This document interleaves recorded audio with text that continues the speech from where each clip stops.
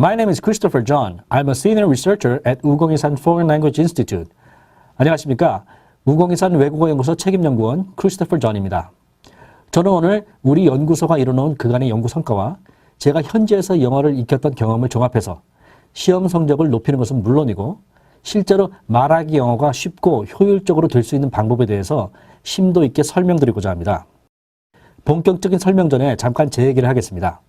저는 25년 동안 미국 LA에서 살았습니다. 따라서 당연히 원어민과 똑같이 영어를 합니다. 물론 저도 처음부터 잘할 수는 없었습니다. 1980년도에 이민을 갔는데 당시 제 손에는 그 흔한 참고서 하나 없었습니다. 고작 알파벳만 알았던 저에게 미국 선생님이 마치 엄마가 아기에게 말을 가르치듯이 영어를 가르쳐 줬습니다. 또 친구들과 놀 때도 또 함께 프로젝트를 할 때도 온통 영어뿐이었습니다. 말하자면 원어민들과 부대끼면서 영어를 배운 것이죠. 이렇게 1년 정도 하니까 어느 정도 영어가 들리기 시작했고 2년 정도 돼서는 친구들과 어울리는데 거의 문제가 없게 되고 그리고 3년쯤 되니까 내가 미국인이 되었구나 라는 생각이 들 정도로 영어가 크게 늘더군요. 여러분, 시험이 끝나자마자 영접하게 되는 영어가 아니라 미국인과 술술 대화를 나눌 수 있는 진짜 영어를 배우고 싶지 않으십니까? 오늘 저는 여러분께 그 이야기를 하려고 합니다. 물론 시험 점수 높게 받는 것이 당연한 것이고요. 자, 질문 드리겠습니다. 영어 공부를 가장 효과적으로 하는 방법이 뭘까요? 그야 당연히 미국에 이민을 가거나 유학을 가는 것이 아니겠습니까? 근데 갈 형편이 안 되면 어떻게 해야 할까요? 그야 당연히 미국에 가서 하는 것과 똑같은 환경을 만들어서 공부하면 됩니다. 그러면 그런 환경은 어떻게 만들 수 있을까요? 사전 사고, 단어장 만들고, 문법책 사고, 그리고 학원 다니면 되는 걸까요? 이미 그렇게 했어도 안 됐는데 그걸 다시 하는 건 현명한 행동이 아니겠죠? 추상적으로 들리실 수 있겠지만 결론부터 말씀드리면 여러분도 저처럼 영어를 잘 하려면 미국인처럼 영어를 읽는다는 것의 실체가 뭔지 또 미국인처럼 영어를 듣는다, 말한다, 쓴다는 것이 본질적으로 뭘 말하는지 그 실체부터 정확히 알고 그에 따른 최적의 환경을 만들어 공부해야 하는 것입니다. 미국인처럼 영어를 한다는 것은 그들과 같은 방식으로 영어를 읽고 듣고 말하고 같은 방식으로 영어를 쓴다는 겁니다. 자, 제가 들려줄 영어 문장을 듣고 뭐라고 말하는지 맞춰보십시오. 자, 시작합니다. It's important to consider absent-mindedness or poor eyesight of your friend before thinking that he's ignoring you. 미국인은 이 문장을 순식간에 알아듣습니다. 그런데 여러분은 알아듣지 못하신 분이 더 많았을 겁니다. 그럼 이제 같은 문장을 글로 보여드리겠습니다. 읽고 해석해 보세요. 10초 드리겠습니다.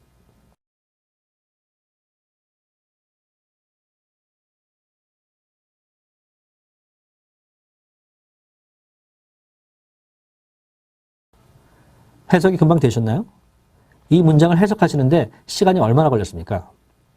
영어에 익숙하지 못한 여러분은 읽는 즉시 해석이 안 되기 때문에 10초 만에 이렇게 사라져버리면 난감해집니다. 자, 그럼 이제 한국어 문장을 여러분께 똑같은 방식으로 들려드리겠습니다. 잘 들어보시고 무슨 말인지 맞춰보세요. 그 배우는 대장에 생긴 암과 싸우면서도 연기 지도에 여념이 없었다. 역사는 그를 참 스승이자 진정한 배우로 칭송할 것이다. 이해되셨나요? 당연히 여러분은 한 번도 빠짐없이 듣는 즉시 곧바로 이해했을 겁니다. 고작 7초 들었는데 말이죠. 자, 그럼 이제 방금 한 말을 읽어보십시오. 이번에도 들려드린 시간과 동일하게 7초만 드리겠습니다.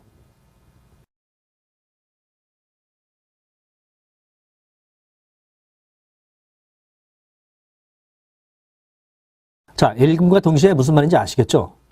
진심으로 영어를 미국인처럼 하고 싶다면 하다못해 시험 점수라도 높게 받고 싶다면 여기서 여러분은 중요한 사실 하나를 분명히 알아두셔야 합니다.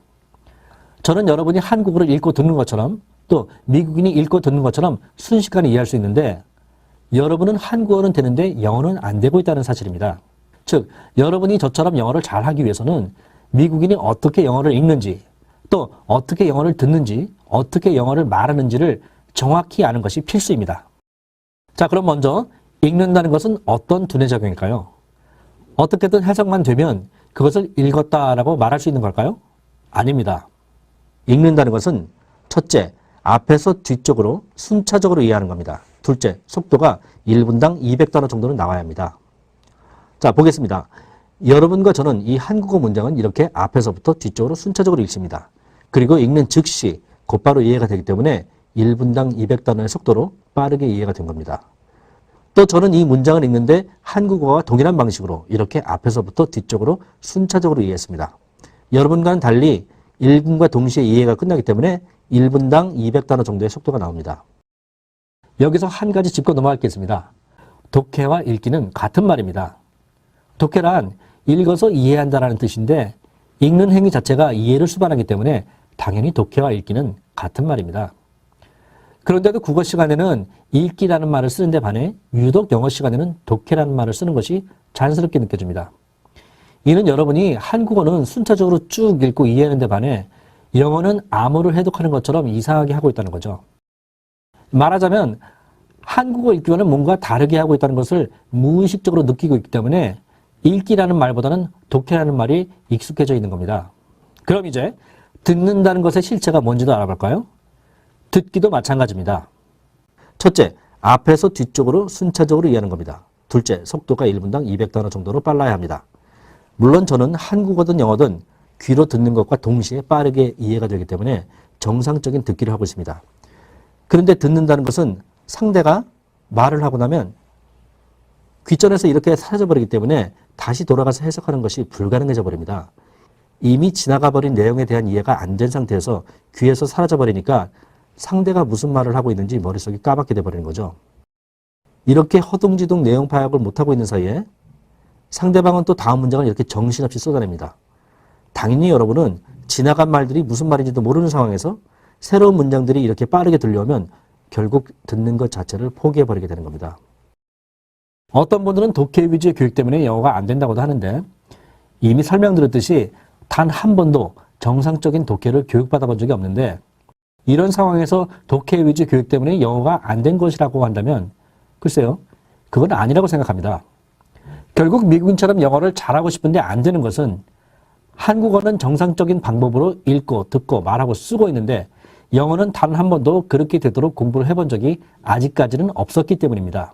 그렇다면 여러분은 이제 무엇을 하면 될까요? 또 무턱대고 원어민 교사를 찾고 영양사전을 사고 유명 입시학원을 찾고 문법책을 하나 더 사고 그래야 할까요? 아니죠. 그러기 전에 안 되는 이유를 알아내야죠. 그 원인을 알아내면 그것이 바로 영어를 가장 빠르고 효과적으로 정복할 수 있는 대안이 될 테니까 말이죠. 그러면 그 이유와 원인은 어떻게 찾으면 될까요? 의외로 간단합니다. 여러분도 한국어는 잘 되고 있습니다. 따라서 한국어가 잘 되는 이유를 찾아내면 됩니다. 영어도 마찬가지로 저나 원어민들이 영어가 잘 되는 이유가 뭔지를 밝혀내면 됩니다. 여러분이 한국어 문장을 어떻게 순차적으로 읽고 읽는 동시에 순간적으로 이해할 수 있는지 그 과정을 한번 살펴볼까요? 좀 전에 한국어 문장을 다시 보겠습니다. 먼저 그 배우는 이라고 읽습니다. 여러분은 이 배우는 이라는 단어를 대할 때 연기자를 뜻하는 명사 배우에 주격조사 는이 붙는 것이라고 바로바로 이해합니다. 그러나 만약 여러분이 한국어를 처음 배우는 외국인이라고 한다면 이것을 연기자라는 뜻의 배우라고 맞게 생각할 수도 있겠지만 다른 한편으론 공부하다라는 뜻의 동사 배우다로 생각이 날 수 있습니다. 이렇게 된다면 외국인은 이 배우는 이라는 말이 곧바로 이해가 되지 못하고 머뭇거릴 수밖에 없기 때문에 다음 단어인 이 대장으로 곧장 옮겨갈 수가 없습니다. 그러나 한국인인 여러분은 이것을 공부하다라는 뜻의 배우는이 아니라 연기자라는 뜻의 배우라고 보는 즉시 정확히 알 수 있습니다. 그 때문에 바로 다음 단어인 대장으로 금방 옮겨갈 수가 있습니다. 또 대장은 이렇게 무리의 우두머리라는 뜻의 대장이 있는가 하면 큰 창자라는 뜻의 대장, 그리고 기록장부라는 뜻의 대장이 있습니다만 오직 큰 창자라는 대장만으로 보여지기 때문에 지체 없이 다음 단어로 곧장 옮겨갈 수가 있습니다. 마찬가지로 이 암이라는 단어도 이 암의 다른 동음이어인 암자라는 뜻의 암이나 바위라는 뜻의 암은 전혀 생각나지 않고 오로지 악성종양이라는 뜻의 암이라고만 생각나기 때문에 멈칫거리지 않고 다음 단어인 싸우더로 옮겨가게 됩니다. 즉 여러분은 이런 여러 단어가 나올 때 각각의 뜻을 단 하나의 뜻으로 순간적으로 특정할 수 있는 능력이 있기 때문에 빠른 속도로 읽음과 동시에 이해할 수 있는 겁니다. 그런데 영어는 이와 같은 능력, 즉 눈에 보이는 단어 하나마다 순간적으로 각각의 뜻을 단 하나의 뜻으로 특정해낼 수 있는 능력을 갖추지 못했기 때문에 듣기처럼 순간적으로 들려갔다가 사라져버리는 말은 물론 지문에 있는 글을 읽는 것마저도 어렵게 되는 겁니다. 자, 좀 전에 영어 예문을 다시 보겠습니다. 정상적인 방식으로 읽기를 하는 것이라면 7, 8초 안에 이렇게 앞에서 뒤쪽으로 순차적으로 읽고 읽음과 동시에 해석이 끝나야 합니다. 그러나 여러분은 30초 이상 1분도 쉽게 보내고 맙니다. 아무튼 여러분이 하는 방식으로 한번 해보겠습니다. It's important. 그것이 중요하다. To consider. 헤아려 보는 것이. 네, 헤아려 보는 것이 중요하다. Absent-mindedness. 결석한 정신상태? 결석한 정신상태라 뭔가 좀 이상합니다. Poor eyesight. 가난한 시력? 갈수록 난감하죠. 이것도 좀 이상합니다.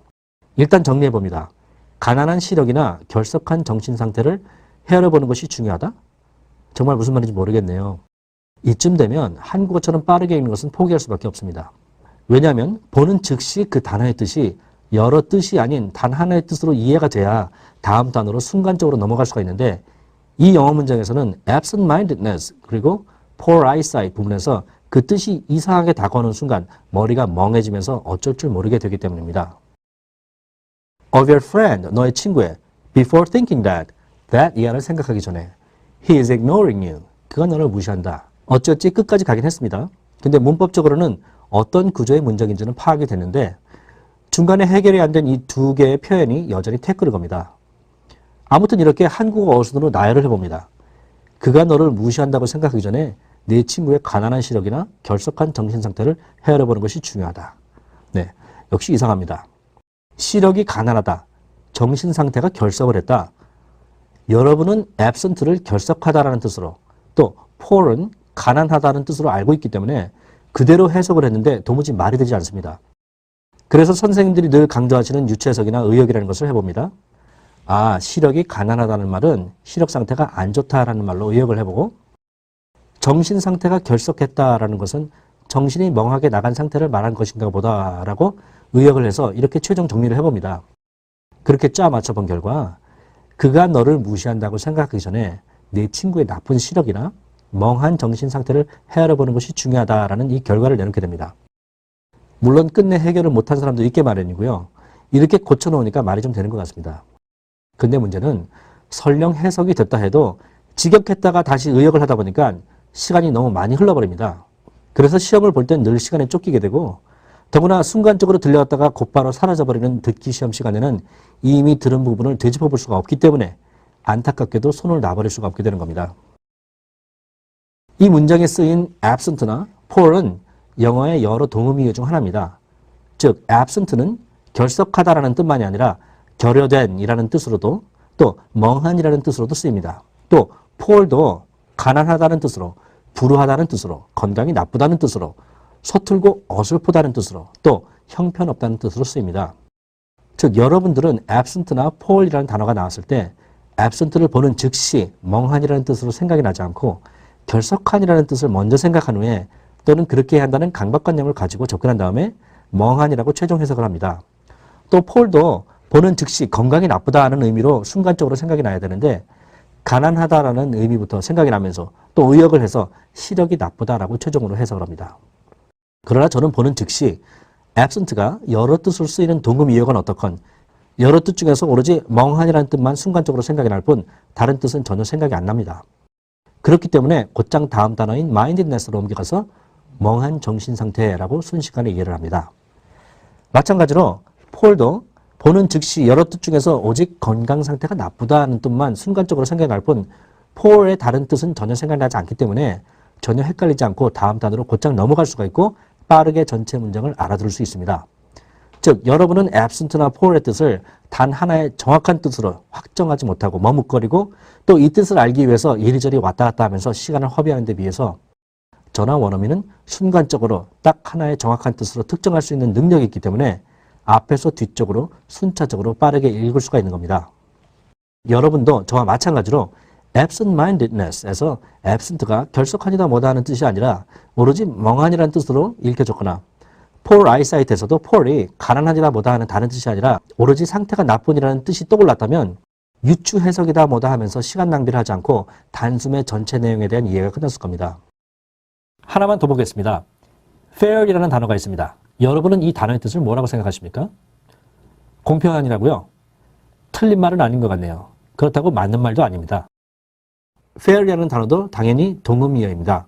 즉 fair이 공평한, 맑게 갠, 박람회, 올바른, 상당한, 아름다운이라는 여러 뜻을 갖고 있는 게 아니라 글꼴과 발음만 같을 뿐 서로 다른 별개의 단어로서 공평한이라는 fair이 있고 맑게 갠이라는 fair, 박람회라는 fair, 올바른이라는 fair, 상당한이라는 fair, 또 아름다움이라는 fair이 있는 겁니다.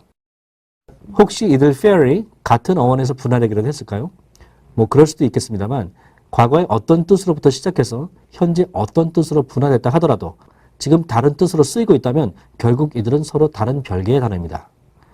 여러분들은 잘못된 고정관념을 가지고 있기 때문에 fair이라는 단어가 보이면 우선 공평한이 생각날지 모르지만 저나 원어민은 이 문장에서는 맑게 갠이라는 뜻만, 이 문장에서는 박람회라는 뜻만, 또 여기서는 상당한이라는 뜻만, 그리고 이 문장에서는 아름다운이라는 뜻만 생각이 날 뿐 다른 뜻은 전혀 떠오르지 않습니다. 또 떠올릴 생각도 하지 않습니다. 이처럼 저는 하나의 단어가 아무리 많은 뜻을 가지고 있다고 해도 보는 순간에 있어서는 오직 단 하나의 뜻만으로 이해가 되기 때문에 다시 말해서 이들 각각의 문장에 나온 각각의 fair를 정확하게 단 하나의 뜻으로 특정해낼 수 있는 능력을 갖췄기 때문에 문장을 이리저리 헤집고 다니지 않고 곧장 문장의 가장 앞에서 읽기 시작해서 문장의 끝으로 순차적으로 빠르게 읽어 내려갈 수 있는 겁니다. 중고등학교 때 배워야 할 fair의 뜻을 공부할 때도 이렇게 갑갑한데 이렇게 더 다양한 뜻으로 쓰이는 토익 시험 때는 머리가 더욱 지끈지끈해질 수밖에 없는 겁니다. 따라서 한국어를 읽는 그 방식 그대로 영어를 읽기 위해서는 예컨대 이 fair이라는 단어를 보게 되면은 그 뜻이 몇 개가 됐건 이렇게 딱 하나만의 뜻으로 순식간에 떠오를 수 있도록 하는 그런 능력을 길러야 합니다. 상식적으로 생각해 보시기 바랍니다.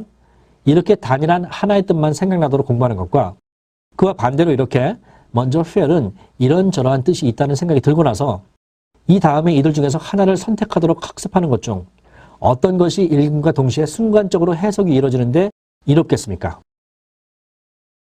자, 이쯤에서 직역과 의역이라는 것에 대해 잠깐 살펴보겠습니다. 여러분은 영어 해석을 할 때는 의례 직역을 한 다음에 다시 의역을 합니다. 그러나 세상에 어떤 언어든 의역이라는 것은 존재하지 않습니다. 한국어를 읽을 때 직역한 후에 의역을 합니까?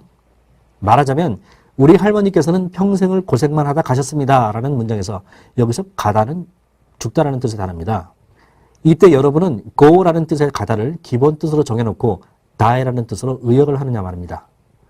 또 서다라는 한국어는 몸을 세우다, 칼날이 서다, 아기가 서다, 기계가 서다 등과 같은 많은 뜻으로 쓰이는데 예컨대 갑자기 기계가 선 것은 정비 불량 때문이었다라는 문장에서 우선 몸을 곧게 세우다라는 것을 기본 뜻으로 정해놓고 작동이 멈추다라는 뜻으로 의역을 하느냐 말입니다. 또 제가 영어책을 읽을 때 의역해서 읽을까요? 저는 영어를 읽는 순간 곧장 이해가 됩니다. 즉 눈에 보이는 단어의 정확한 뜻을 순간적으로 파악해낼 수 있기 때문에 의역이라는 이상한 행동을 하는 단계로 넘어갈 필요도 없고 넘어가지도 않습니다.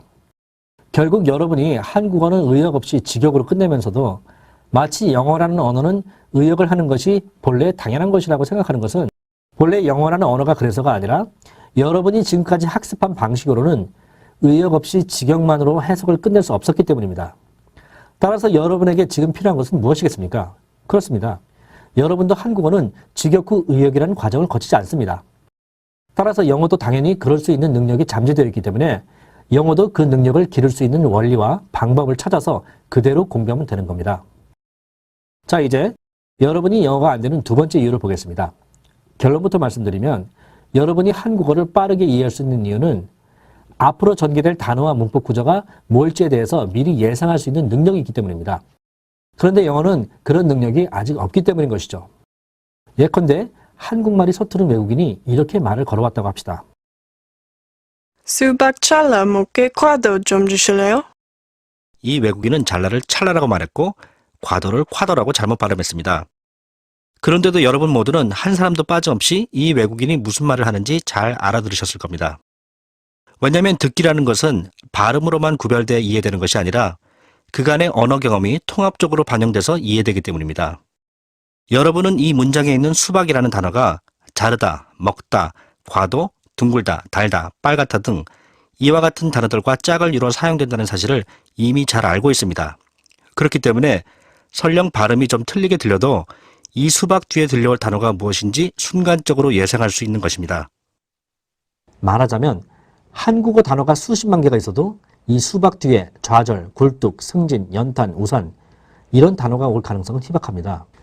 즉, 이 수박이라는 단어와 어울려 쓰이는 단어가 고작 얼마 안 되기 때문에 뒤에 올 단어도 쉽게 예상이 되는 겁니다.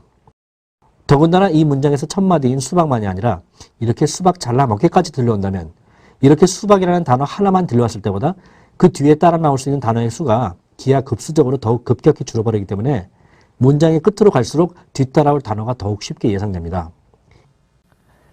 이상에서의 설명을 정리하면 여러분이 한국어를 읽고 듣는 데 있어서 순차적으로 그리고 읽는 즉시 모든 단어의 뜻을 하나하나 단일한 뜻으로 정확히 이해할 수 있고 그 속도가 1분당 200단어 이상으로 순식간에 가능할 수 있는 이유는 직역후 의역을 하는 식의 이상하고 불필요한 행동 없이 직역만으로 끝낼 수 있는 능력이 있기 때문입니다. 또 뒤따라올 단어가 어떤 것일지 그리고 어떤 문법적 구조로 전개될지를 미리 예상할 수 있는 능력이 있기 때문입니다. 그런데 영어는 그런 능력이 아직 없는 것입니다. 그리고 이것을 단 한마디로 정리하면 그것은 바로 한국어는 어휘력이 제대로 형성되어 있는 데 반해서 영어는 어휘력이 전혀 길러져 있지 않기 때문인 것입니다. 따라서 영어를 정복하기 위해서는 발음 관련 책이나 문법 이론서 같은 것이 아니라 어휘, 즉 단어를 제대로 익힐 수 있도록 구성된 교재를 활용하는 것이 본질적인 해결책이라는 것은 이견이 있을 수 없습니다. 그러나 주의하십시오. 자, 질문 드리겠습니다. 영어 어휘력을 완성하는 것이 영어 정복의 본질이라고 했습니다. 그렇다면 어휘력이란 과연 무엇일까요? 어휘력이란 단순화시켜서 말씀드리자면 단어를 잘 아는 겁니다. 영어 단어 많이 외웠다고요? 그래서 잘 아신다고요?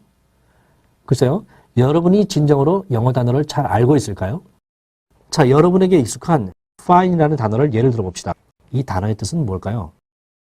자, fine의 뜻은 이렇게 무수히 많습니다만 수능시험 범위에 나올 만한 것만 몇 개 보도록 하겠습니다. fine은 좋은, 훌륭한, 날씨가 맑은, 가느다란, 고급의, 정교한, 벌금, 네, 이런 식의 뜻을 갖고 있습니다. 이렇게 외우고 있으면 fine이라는 단어를 알고 있는 것일까요? 어휘력이란 그 단어가 가지고 있는 뜻만을 아는 것이 아닙니다. 따라서 여러분이 아무리 fine의 여러 뜻, take의 여러 뜻, spring의 여러 뜻, go의 여러 뜻, sound의 여러 뜻을 외우고 있다고 해도 그 뜻만 외운 것이라면 그것은 그 단어들을 아는 것이 아닙니다. 따라서 어휘력이 있다고 말할 수 없습니다. 즉, 제게 형성되어 있는 영어 어휘력 또는 여러분에게 형성되어 있는 한국어 어휘력이란 어떤 단어에 대한 뜻만이 아니라 그 단어가 어떤 주변 단어와 짝을 이뤄서 어울려 사용되고 또 주변 단어와 어울려 사용될 때 서로 어떤 순서로 문장에서 놓이고 한국어의 경우에는 조사 그리고 영어의 경우에는 전치사와 같은 문법적인 역할을 담당해주는 기능어의 도움을 어떻게 받는지 등의 그 단어에 내재된 쓰임 정보까지를 모두 익혀둔 상태가 되었을 때 나는 어떤 단어에 대한 어휘력을 갖췄다라고 말할 수 있는 겁니다. 예를 들어서 여러분은 이 한국어 문장에서 대장이라는 단어가 나올 때 대장의 다른 뜻인 무리의 우두머리나 기록장구라는 뜻은 전혀 생각나지 않고 오로지 큰 창자라는 뜻의 대장으로만 읽혀지고 암이라는 단어나 싸우다라는 단어가 뒤따라올 것이라는 것을 예상해서 읽을 수가 있는 이유가 바로 여러분은 한국어의 각 단어를 익혀둘 때 그 뜻만이 아니라 그 단어와 어울려서 등장하는 짝을 이루는 어휘가 무엇인지 어떤 어순으로 놓이는지까지를 패키지로 익혀뒀기 때문에 한국어는 잘 듣고 잘 말할 수가 있는 겁니다. 그러나 영어에 있어서는 이 fine의 여러 뜻을 몽땅 외웠다고 해도 여러분의 눈앞에 이 fine이 나타났을 때 그 여러 뜻 중에서 그 문장에 쓰인 단 하나의 유일한 뜻으로 순간적으로 이해되지 않고 외울 때 맨 처음 알게 된 뜻인 좋은이나 훌륭한이라는 뜻만 생각이 난다거나 이 fine 뒤에 뒤따라올 단어가 어떤 단어일지를 예상할 수 없다면 아쉽지만 여러분에게는 fine에 대한 어휘력이 형성되어 있다고 말할 수가 없는 겁니다. 즉 보시다시피 좋은이라는 fine과 가는이라는 fine은 그리고 벌금이라는 fine은 주변의 짝을 이뤄서 등장하는 단어들이 서로 다릅니다. 왜냐하면 여기 이들 fine은 글꼴과 발음을 공유하는 동음이유일 뿐 서로 별개의 단어이기 때문에 주변의 짝을 이루는 단어들도 당연히 다른 겁니다. 따라서 여러분도 저처럼 영어를 잘 할 수 있으려면 단어의 뜻만을 외워가지고는 안 됩니다. 말하자면 제대로 된 어휘력을 길러야 영어를 잘 할 수 있게 되는데 그러기 위해선 그 단어의 뜻은 물론이고 그 단어가 어떤 단어와 짝을 이뤄서 동반되는지 어떤 어순으로 놓이는지 전치사와 같은 기능어의 도움은 어떻게 받는지와 같은 그 단어가 품고 있는 문법 정보까지를 모두 여러분의 것으로 만들어야 합니다. 이렇게 됐을 때 비로소 여러분에게도 저와 같이 영어 어휘력이 생겼다고 말할 수 있습니다. 결국 여러분이 영어로 말이 된다면 여러분의 두뇌의 어휘력이 정상적으로 형성된 것을 뜻하지만 만약 영어 단어를 외국어로서가 아니라 마치 외래어처럼 쓰고 있다면 제 아무리 많은 단어를 외웠다고 자부해도 그것은 정체불명의 그 어떤 것일 뿐 결코 영어 어휘력이 아닌 겁니다. 자, 앞서 설명드린 내용을 쉽게 정리하면 이렇습니다. 여러분에게는 아직 영어 어휘력이 형성되어 있지 않기 때문에 정상적인 읽기, 듣기, 말하기, 쓰기가 안 되는 것이다. 따라서 영어도 정상적인 방식으로 어휘력을 길러놓으면 여러분도 저처럼 영어를 능통하게 할 수 있다. 바로 이겁니다.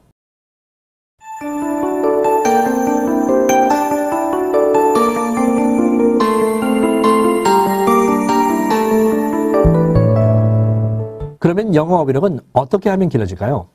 우리 한국어도 앞에서 본 영어 absent, poor, spring, sound, fair, fine 등과 마찬가지로 아주 많은 단어들이 글꼴과 발음만 같을 뿐 서로 별개의 단어인 동음이어로 쓰입니다. 그 예를 간단히 살펴보면 이렇습니다. 먼저 기본 동사라 불리는 단어들부터 몇 개만 볼까요? 어떤 내용인지 잠시 시간을 드릴 테니까 읽어보시기 바랍니다. 자, 타다라는 동사입니다.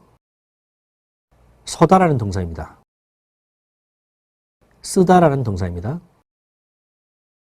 들다라는 동사입니다. 지다라는 동사입니다. 이외에도 잘 아시다시피 가다, 되다, 보다, 놓다, 봤다, 오다, 먹다, 놀다, 오르다 등등 이렇게 기본 동사를 대략 뽑아봐도 100개 정도는 금방 예를 들 수가 있습니다. 이처럼 한국어도 영어와 마찬가지로 글꼴과 발음을 공유하는 동음이어가 매우 많습니다. 그런데도 불구하고 여러분 모두는 이런 단어들이 문장에서 보여질 때 여러 뜻이 아닌 단 하나의 뜻으로 정확히 구분해서 이해할 수 있을 뿐더러 뒤따라올 단어가 무엇일지까지도 예상할 수 있는 어휘력을 가지고 있는 겁니다. 그렇다면 이런 한국어 어휘력은 어떻게 길러졌을까요? 그 원리는 여러분이 한국어를 익혔던 어렸을 때의 기억을 되짚어보면 그것이 바로 답입니다. 여러분이 지금 영어 단어를 외우는 방식처럼 한꺼번에 모아놓고 묶어서 외웠습니까? 절대 아니죠. 그럼 어떻게 했기에 한국어 어휘력이 아주 잘 길러졌을까요? 그것은 바로 각각의 단어들을 그 단어들이 실제로 쓰여지는 각각의 상황에서 각각 개별적으로 따로따로 익혔기 때문입니다. 자, 앞서 살펴본 한국어 타다도 매우 다양한 뜻으로 쓰이는데 이 단어에 대한 어휘력이 어떻게 길러졌는지부터 알아봅시다. 여러분이 잘 익혀서 사용하고 있는 타다의 뜻은 크게 구분해도 30개 정도입니다. 물론 여러분은 이 30개의 뜻을 모두 잘 알고 있고 매우 잘 활용하고 있습니다. 즉, 이 30개의 타다에 대한 어휘력이 여러분에게 잘 길러져 있는 겁니다. 그러면 여러분은 이 타다를 어떻게 익혔을까요? 하나의 단어에 여러 뜻이 있는 것으로 취급해서 이런 식으로 몽땅 묶어서 외웠을까요? 절대 그렇게 하지 않았다는 걸 잘 아시죠? 자, 여러분들께 이들 타다가 익혀지고 이 각각의 타다에 대한 어휘력이 두뇌에 자리 잡게 된 과정을 일반화시켜서 말씀드리면 이렇습니다. 먼저 승차하다라는 타다는 여러분이 유치원 다닐 때 노랑버스를 타면서 배웠을 겁니다. 민수야, 버스 타고 유치원 가자, 이렇게요. 또 연소하다라는 타다는 친구와 놀다가 배웠을 것 같네요. 민수야, 우리 쥐불놀이 하자. 싫어, 옷 타면 어떡해? 또 가루를 섞다라는 타다는 엄마와 아빠의 대화를 통해서 배웠겠네요. 여보, 민수 분유 좀 타주세요. 또 연주하다라는 타다는 TV 드라마를 보면서 배웠을 수도 있었겠고요. 대감, 황진이의 가야금 타는 솜씨는 단연 조선 최고입니다. 물론 명사의 경우도 마찬가지입니다. 여러분은 대장이라는 단어를 이렇게 익혔습니다. 먼저 무리의 우두머리를 뜻하는 대장이라는 단어는 친구들과 놀이를 하는 과정에서 배웠을 겁니다. 야, 왜 맨날 너만 대장하는 거야? 또 큰 창자를 뜻하는 대장은 엄마가 요구르트를 사주실 때 하신 말씀으로 배웠지 않았을까요? 민수야, 유산균 음료를 마시면 대장이 튼튼해진단다. 그리고 기록장부를 뜻하는 대장은 아빠를 따라서 시청이나 구청에 들렸을 때 배웠을 수 있었겠네요. 수고하십니다. 토지 대장 한번 떼어주시겠어요? 네, 이렇게 말이죠. 대장이라는 여러 뜻을 몽땅 묶어서 외우지 않았음이 명백하죠. 즉, 이 대장은 아침에 놀이터에서 익혔다면 이 대장은 점심때 부엌에서 익혔고 또 이 대장은 어느 날 늦은 오후에 구청에서 익혔을 겁니다. 결국 각각 별개의 시간에 또 별개의 장소에서 따로따로 이들 대장이라는 단어에 대한 어휘력이 길러진 겁니다. 자, 그렇다면 영어 어휘력은 또 어떻게 길러졌을까요? 마찬가지입니다. 미국으로 이민을 간 저나 미국에서 태어난 사람도 여러분이 한국어 어휘력을 쌓는 방법 그대로 동일하게 익혀진 것입니다. 따라서 여러분이 영어 어휘력을 기르는 방법도 제가 미국에서 생활하면서 어휘력이 길러졌던 그 방법 그대로 하시면 됩니다. 구체적으로 예를 들어볼까요? 먼저 미국인 아이가 fair이라는 단어의 여러 뜻을 알게 된 과정을 살펴봅시다. fair은 수능 시험을 보기 위해서 알아둬야 할 뜻이 6개 정도고 토익 시험을 보기 위해서는 총 11개 정도의 뜻을 알아야 합니다. 물론 미국인들은 이들 뜻을 모두 잘 구분해서 사용합니다. 어떻게 익혔기 때문일까요? 당연합니다. 여러분이 한국어 타다나 대장을 익힐 때와 똑같은 방식으로 익힌 겁니다. 물론 제가 이민을 가서 익힌 방법도 당연히 이 방식이었습니다. 시간 관계상 몇 가지만 살펴보도록 하겠습니다. 여기 공평한이라는 뜻을 가진 fair은 흙놀이를 하다가 친구의 불만 섞인 말을 듣고 배웠을 수 있겠네요. Give me a fair chance too. 내게도 공평한 기회를 줘. 또 박람회라는 뜻의 fair은 아빠와의 대화를 통해서 배웠지 않았을까요? Timmy, let's go to the science fair this weekend. 티미야, 이번 주말에 과학 박람회 가자. 상당한이라는 fair은 장난감 가게에서 엄마에게 구슬을 사달라고 조르면서 배웠을 수 있겠네요. You already have a fair amount of marbles at home. 너는 이미 상당한 양의 구슬이 집에 있잖니? 이렇게요. 당연히 이 영어 단어들도 각각 별개의 시간과 별개의 장소에서 따로따로 익혀진 것임을 알 수 있습니다. 자, 그럼 fine이라는 단어가 어떻게 익혀졌는지에 대해서도 살펴보죠. 이번엔 그릇가게 주인을 예를 들어볼까요? 손님이 들어왔습니다. 주인은 분위기를 부드럽게 하고자 말을 걸어봅니다. It looks like a fine day today. 날씨가 화창할 것 같군요. 기껏 기분 좋게 시작하려는데 손님이 찻잔을 만지작거리더니 못마땅하다는 투로 말합니다. This teacup has a fine crack in it. 찻잔에 실금이 갔네요. 그러고는 나가버렸습니다. 기분이 몹시 상해 있는데 이제는 경찰이 찾아와서는 무허가 점포라면서 대뜸 벌금을 내라고 합니다. 분을 참지 못한 그가 이렇게 말합니다. So how much do I have to dig out for the fine? 대체 벌금을 얼마를 내란 말이요? 이 짧은 대화에서는 서로 다른 뜻의 fine이 3개 사용됐습니다. 무엇인지 아시겠어요? 네, 그렇습니다. 화창한이라는 뜻의 fine과 가느다란이라는 fine과 벌금이라는 fine, 이렇게 3가지가 바로 그겁니다. 마치 여러분들이 서로 대화를 할 때 수정아, 너 우리 영화반에 들어올래? 정말 좋아. 어제도 영화를 봤는데 너 공룡이 바위 들어서 던지는 거 봤어? 정말 대단하더라. 그건 그렇고 너 그거 썼는데 얼마나 들었냐? 이런 대화에서 들다라는 서로 다른 뜻의 단어가 이렇게 3개가 사용되었지만 이 말을 하는 사람이나 이 말을 듣는 사람이나 이들 3개의 들다를 같은 단어로 생각한다거나 또는 어떤 연관성이 있는 단어라고는 전혀 생각을 하지 않는 이유와 같습니다. 그렇다면 fine에 대한 어휘력이 이미 잘 형성되어 있는 저 미국인에게 이들 fine은 어떻게 익혀진 걸까요? 사람마다 다르겠지만 적어도 각각의 fine을 여러분처럼 한꺼번에 달달 외우지는 않았습니다. 어렸을 때 어느 화창한 날 친구와 날씨를 화제 삼으면서 이 화창한이라는 fine을 자연스럽게 익혔을 수 있겠죠. 또 가느다란이라는 fine은 도형을 그리는 수업 시간에 선생님이 선을 가늘게 그리라라는 말씀을 하실 때 배웠을 수도 있고요. 또 벌금이라는 fine은 아빠가 과속운전을 해서 집에 과태료 딱지가 날라온 날 배웠을 수도 있겠고요. 물론 성인이 돼서 미국에 이민을 가도 이런 식의 과정을 거쳐서 영어 어휘력이 생기는 겁니다. 즉 여기 스틱이라는 단어가 있을 때 글꼴이 같건 다르건 어원의 출발이 같건 다르건 현재에 있어 쓰임이 다르면 이들은 모두 별개의 단어입니다. 따라서 이렇게 그저 서로 별개의 단어로 취급해서 익히면 그뿐인 겁니다. 왜냐하면 여러분이 미국 현지에 가서 이 스틱이라는 단어를 익히게 될 때 결국 이렇게 문장을 통해서 각각의 환경에서 익히는 과정을 거치는 것이고 미국에서 태어난 사람도 이러한 과정으로 스틱이라는 단어의 어휘력이 길러졌기 때문입니다. 마찬가지로 demonstrator, 이렇게 별개로 취급되어 분산된 상태로 익혔으므로 여러분도 그렇게 하면 됩니다.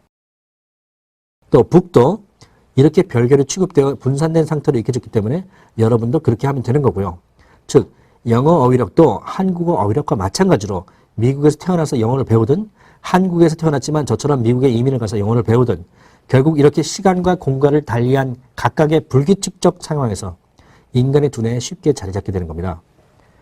그러나 반대로 여러분은 이 단어들을 무턱대고 한꺼번에 몽땅 묶어서 외우려고 하기 때문에 서로 다른 뜻인데 같은 단어로 생각해라 라는 논리에 맞지 않는 명제를 일방적으로 주입해 넣으려고 하니까 졸음이나 집중력 저하 같은 부작용이 생기는 겁니다. 말하자면 일부러 원리에 맞지 않게 공부를 함으로써 스스로 영어 포기를 자초하게 되는 것이죠. 자, 이제 결론을 내릴 수 있겠죠? 그렇습니다. 여러분들이 저처럼 잘 읽고, 잘 듣고, 잘 말하고, 잘 쓰고 싶다면 제가 이민을 가서 미국인들 사이에서 영어를 배웠던 것과 똑같은 방법으로 하시면 됩니다. 어떻게요? 바로 여러분이 한국어 어휘력을 길렀던 방법, 그리고 제가 영어 어휘력을 길렀던 방법 그대로 하시면 됩니다. 따라서 여러분의 선배들로부터 이미 실패한 방법으로 낙인 찍힌 그간의 방법들은 과감히 잊어버리시기 바랍니다. 그리고 오늘부터는 인간에게 영어 어휘력이 길러지게 되는 필연적인 원리에 순응하는 방식으로 어휘력을 기르십시오.